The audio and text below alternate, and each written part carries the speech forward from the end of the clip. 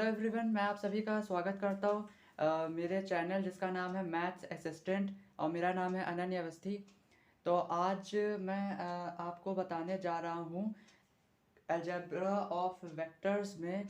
मैं वेक्टर्स के टाइप्स के बारे में बात कर रहा था, जिसमें मैंने अपनी पिछली वीडियो में तीन टाइप्स बताए थे वेक्टर के: ज़ीरो नल वेक्टर, उसके अलावा यूनिट वेक्टर एंड उसके बाद तीसरा मैंने बताया था लाइक एंड अनलाइक वेक्टर्स के बारे में। जिसको अगर आपने ना देखा हो तो उसके लिए मैं डिस्क्रिप्शन बॉक्स में उस वीडियो का लिंक डाल दूंगा, तो आप डिस्क्रिप्शन बॉक्स में जाके उस वीडियो को देख सकते हैं। आज आगे की बात करते हैं। तो आज सबसे पहले मैं जिस वेक्टर के टाइप की बात करने जा रहा हूँ उसका नाम है को इनिशियल वेक्टर्स। तो थोड़ा बहुत जिनको ज्योमेट्री वगैरह में थोड़ा शौक रहा है शुरू में, तो वो जानते होंगे कि जैसे को लीनियर हो जाता था या को प्लेनर हो जाता है या आपका ऐसे जिनमें भी ये सब शब्द लगते हैं, तो वहाँ को का मतलब होता है सेम, और इनिशियल का मतलब आप समझते हैं प्रारंभिक। को का मतलब होता है सेम, और इनिशियल का मतलब आप सभी समझते होंगे कि इनिशियल वर्ड जो है, इस इनिशियल वर्ड का मतलब होता है प्रारंभिक। तो इसी इन दो चीज़ों का आप अगर लेके चलें, इनिशियल मतलब स्टार्टिंग भी होता है। आप अगर इन चीज़ को लेके चलें तो आपको डेफिनेशन बहुत आराम से समझ में आ जाएगी कि the vectors having the same initial point are called coinitial vectors. इसका मतलब ये है कि जिन वेक्टर्स के हैव मतलब एक तरह से होता है पास, ठीक है।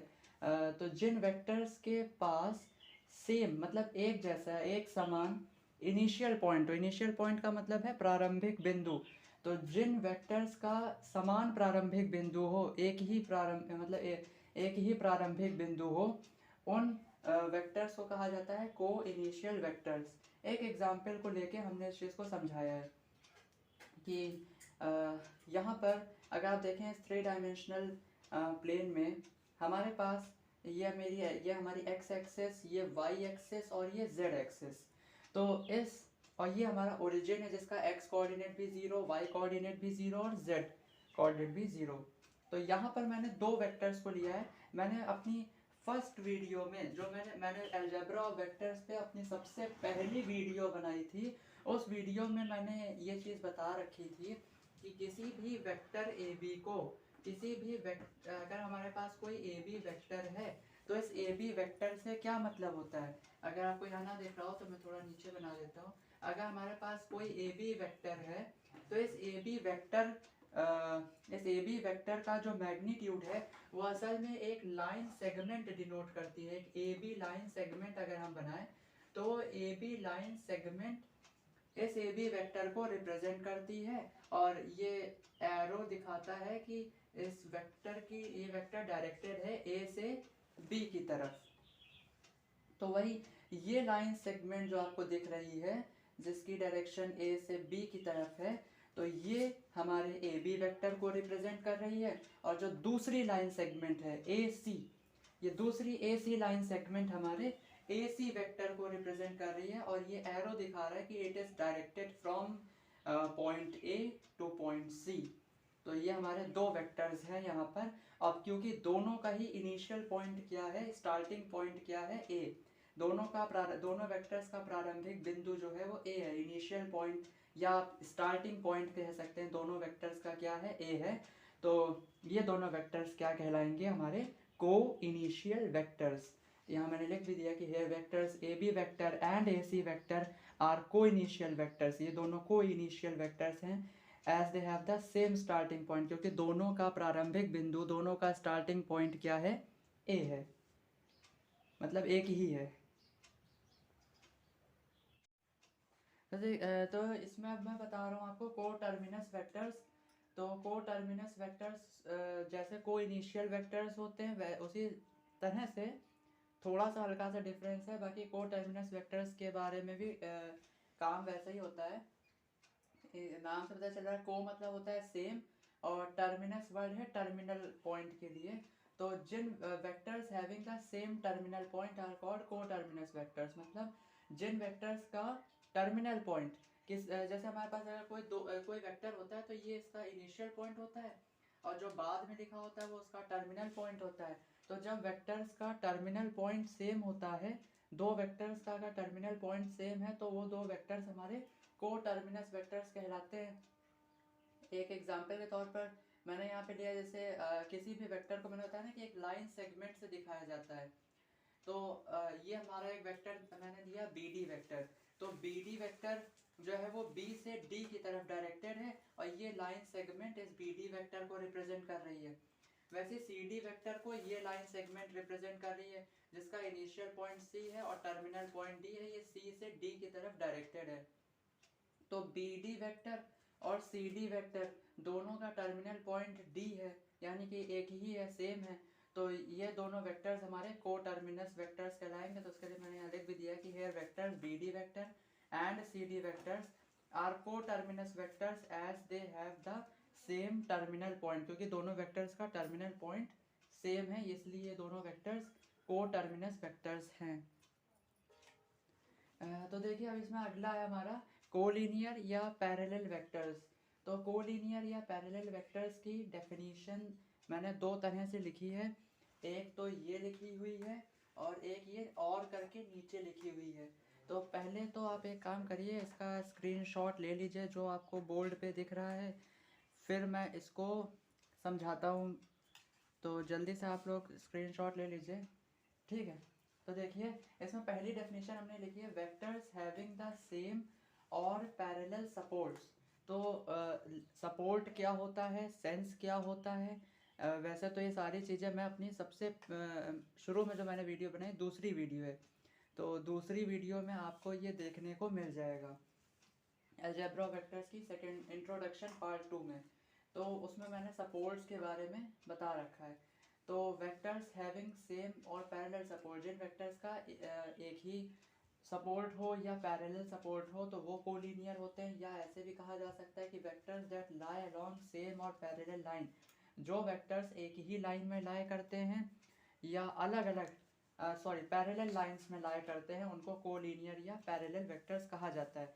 अब इसको मैं एक डायग्राम के थ्रू आपको समझाता हूँ तो आपको ज़्यादा समझ में आएगा। जल्दी से देखिए इसको,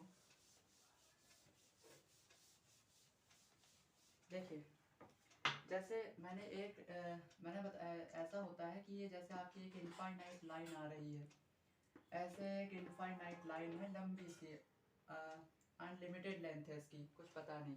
एक वेक्टर मान लीजिए मैंने ऐसे एक लाइन सेगमेंट के द्वारा एक वेक्टर मैंने ये लिया ए से बी तक, मैंने एक ये वेक्टर लिया, एक वेक्टर मैंने ये लिया ए से बी तक, और एक और वेक्टर मैंने लिया जैसे यहाँ पर ये सी से सी डी वेक्टर, मैं इसको नाम दे रहा हूँ सी डी।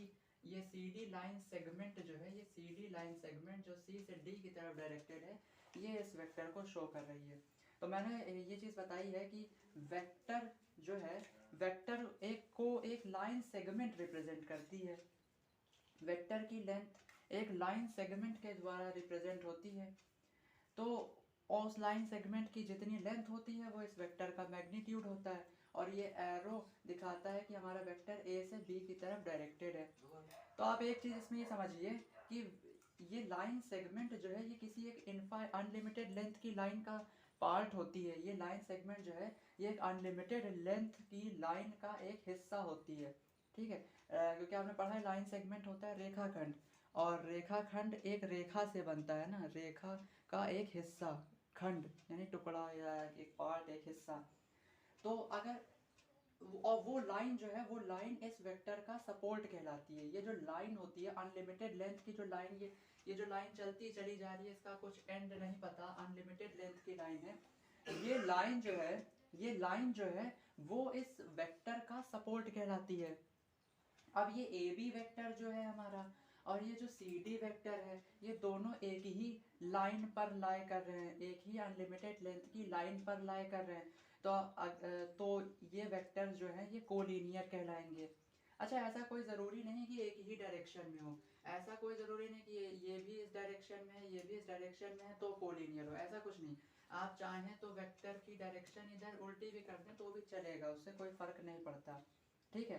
तो कहने का मतलब ये है कि वेक्टर्स जो हैं अगर वेक्टर हमारे एक ही लाइन पर लाई कर रहे हैं, या ये कह सकते हैं कि इन दोनों वेक्टर्स का एक, ये लाइन को हम सपोर्ट बोलते हैं, वेक्टर का सपोर्ट।